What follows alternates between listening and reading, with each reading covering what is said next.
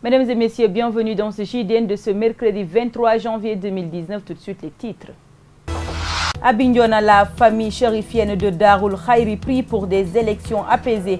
Vous entendrez le porte-parole du Khalif général, le shérif Samsidine Boun Aïdara, dans cette édition. Le député maire Abdoulaye Baldé a signé ce mardi une convention avec l'AGETIP qui poursuit ses actions dans la commune de Ziguinchor. L'actualité internationale mettra fin à cette édition. Mesdames et messieurs, c'était le sommaire. Le développement, c'est tout de suite.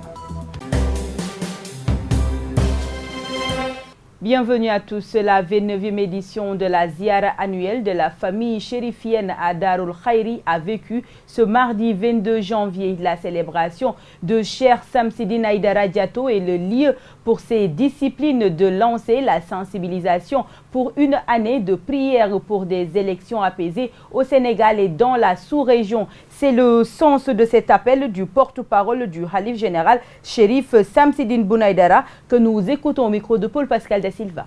Quel est l'objectif de cette ziara? C'est surtout appeler les populations à venir prier et à lire le Coran et à demander à Dieu de nous donner la paix, de nous donner la stabilité, la concorde, mais également de nous permettre dans ces prières d'avoir le bon voisinage, mais aussi d'accompagner également les faibles, mais aussi surtout faire la promotion de l'islam. On se rappelle que Chérif Samsidine Aïdara, au temps de la guerre 39-45, avait eu à accompagner le colon pour les apaiser, pour que les populations autochtones puissent vraiment s'occuper de leur religion. Il leur disait à l'époque, si vous continuez à vous battre avec les colons, vous n'aurez pas le temps de vous occuper de votre religion. Mieux vaut de faire la paix avec le colon et de vous occuper de votre religion, parce que la chose la plus importante pour un musulman, c'est de pouvoir pratiquer correctement, sainement sa religion. Donc ça également, Chérif Samsidine Aïdara, comme son grand-père Cheikh Nacher Mahfouz, ont été des facilitateurs entre les colons portugais, anglais et français pour que les populations puissent mieux s'occuper de leur religion, puissent mieux s'occuper de l'éducation coranique des différentes familles. Le même message, demander des prières pour des élections paisibles au Sénégal. Et nous avons rassuré l'envoyé du président de la République que la famille chérifienne a déjà bouclé 4375 kamils et Inch'Allah, les prières seront dédiées pour le Sénégal, pour des élections paisibles, mais aussi pour la Gambie, la Guinée-Bissau, la Mauritanie, le Maroc et toute la sous-région et la Oumma islamique. Cette année, l'événement a un cachet particulier parce que tout simplement, nous sommes en train de célébrer aussi les centenaires de son père, Cheikh Nacher Mahfouz. Voilà pourquoi beaucoup d'innovations ont été effectuées dans l'organisation. Le Khalif a formulé des prières pour un Sénégal de paix. Dans une semaine, nous allons démarrer les campagnes électorales.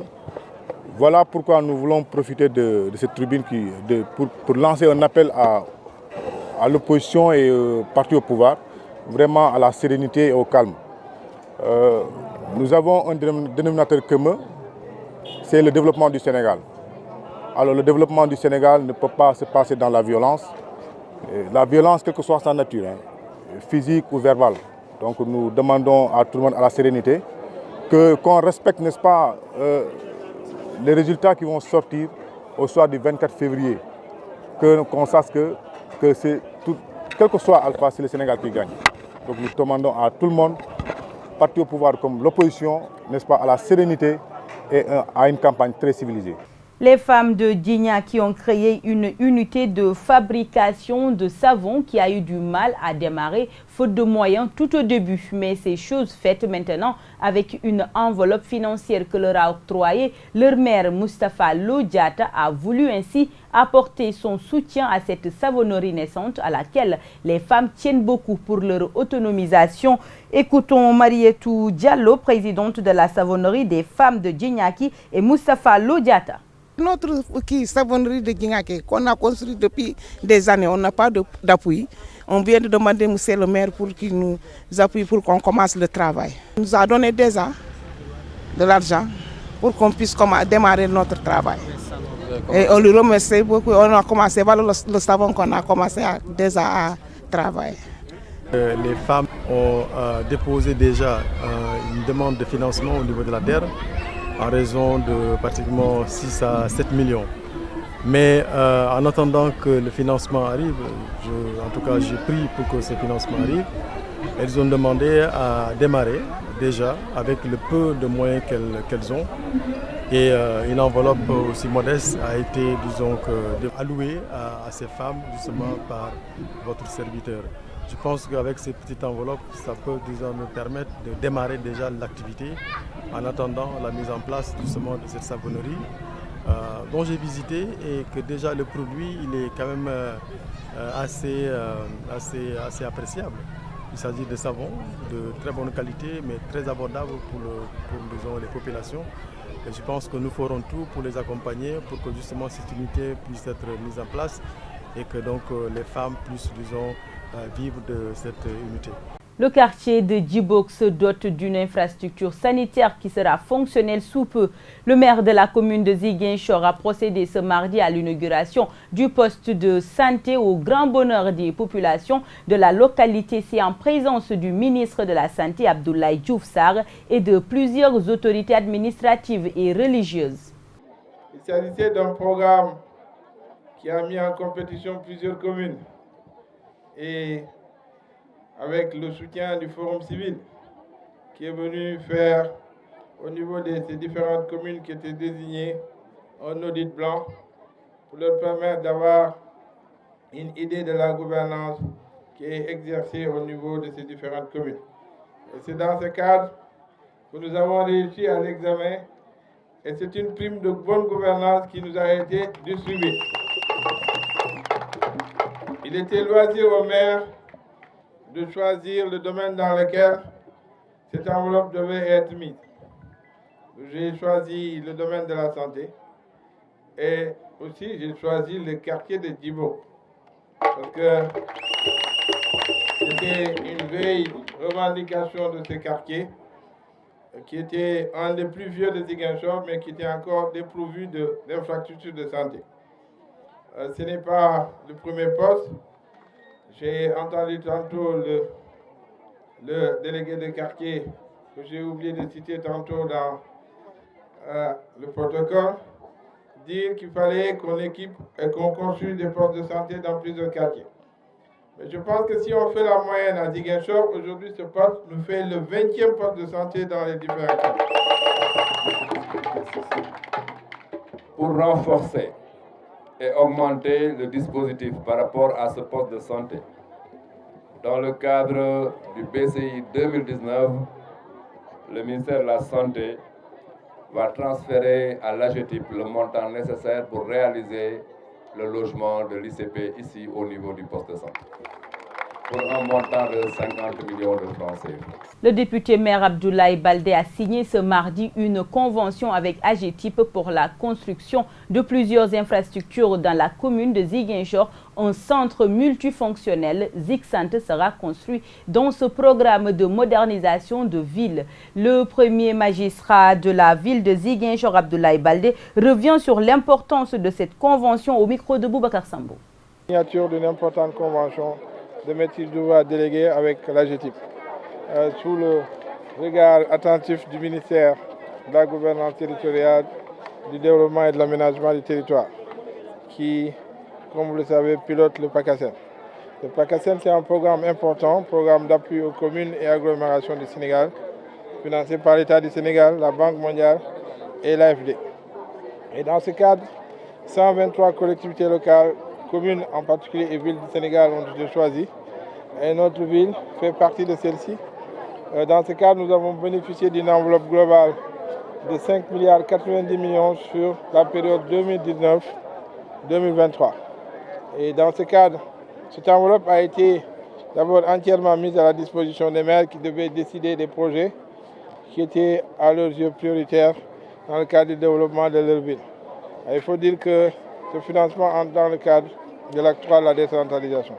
C'est dans ce cadre que nous avons nous-mêmes, et moi en tant que maire, et en compagnie du conseil municipal bien entendu, décidé d'affecter une bonne partie de l'enveloppe des 5 milliards 90 millions de francs CFA, une bonne partie à la voirie, ce qui nous permettra de réhabiliter une bonne partie de la voirie au niveau des acheminements de faire de la voirie au niveau d'un certain nombre de quartiers, de Santhiaba, de Tilène, de Camp Saoudi, mais aussi d'un certain nombre de quartiers comme Bukot Sud et puis d'autres quartiers au niveau de la commune.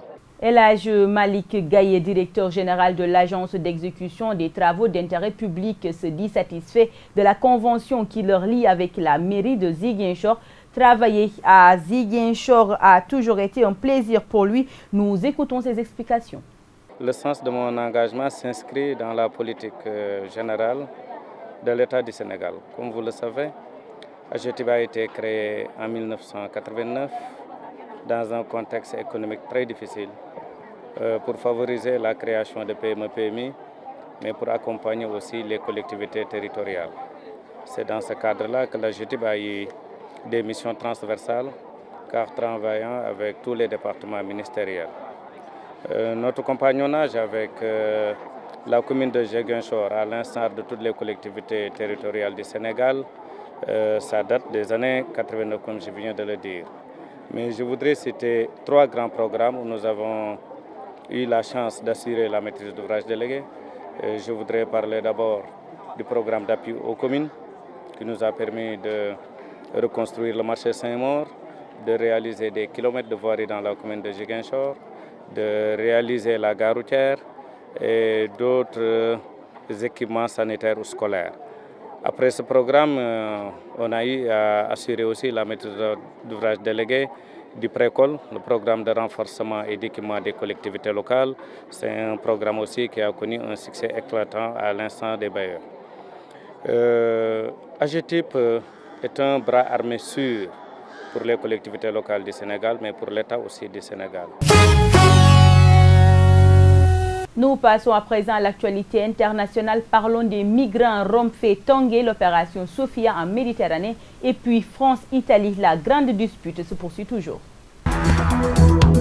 Un nouveau signe de tension entre l'Italie et ses partenaires européens. L'Allemagne a suspendu la participation de ses navires de guerre en Méditerranée dans le cadre de l'opération Sophia, la mission militaire européenne. Lancée en 2015 en pleine crise migratoire, l'opération Sophia s'appuie sur les ressources militaires des États européens sous commandement l'Italie pour lutter contre les trafiquants de migrants au large de la Libye. Si l'opération a permis l'arrestation de quelques 140 trafiquants, la mission s'est rapidement transformée en opération humanitaire. Au total, selon le média allemand DW, les militaires engagés dans cette mission ont secouru près de 50 000 personnes, dont plus de 22 000 ont été pris en charge sur des navires de guerre allemands. Mais depuis l'arrivée de Matteo Salvini au ministère de l'Intérieur italien, le débarquement systématique des migrants dans les ports italiens a été interrompu. L'objectif de cette mission, écrit le ministre italien, était de débarquer tous les migrants uniquement en Italie. Si quelqu'un décide de se retirer, ce n'est pas un problème pour nous.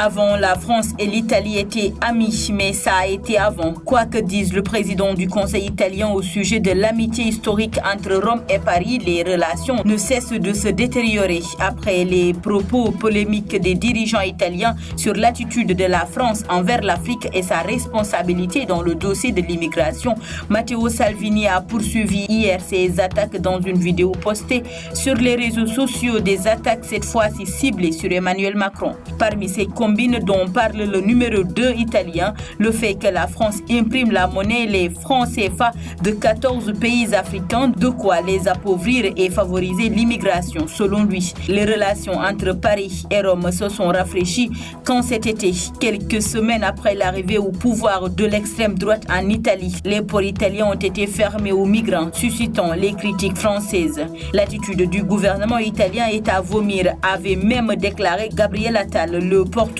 de la République en marche. Des dirigeants italiens ont aussi prétendu que la France, afin de préserver ses intérêts pétroliers, n'avait pas intérêt à stabiliser la situation en Libye. Mesdames et messieurs, c'est la fin de cette édition. Merci de l'avoir suivi. Au revoir.